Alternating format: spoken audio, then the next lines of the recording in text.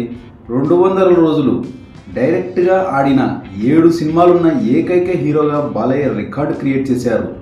ఆ సినిమాలు ఏంటో చూద్దాం పదండి. 1999లో విడుదలైన సమరసింహారెడ్డి 200 రోజులు డైరెక్ట్గా ఆడింది.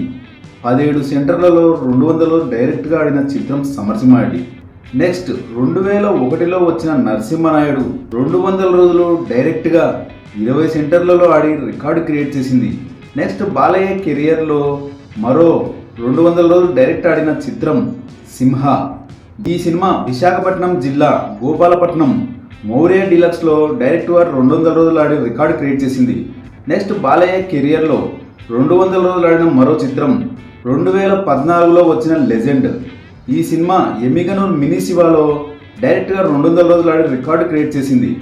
నెక్స్ట్ బాలయ్య కెరియర్లో 200 రోజులు ఆడిన మరో చిత్రం వీరసింహారెడ్డి.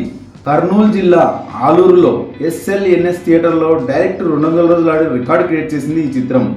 నెక్స్ట్ బాలయ్య కెరియర్లో మరో 200 రోజులు డైరెక్ట్ ఆడిన చిత్రం భగవంత్ కేసరి.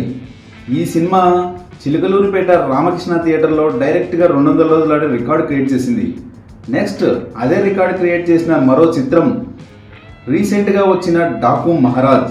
చిలకలూరిపేట వెంకటేశ్వర థియేటర్లో డైరెక్ట్ 200 రోజులు ఆడి రికార్డు క్రియేట్ చేసింది.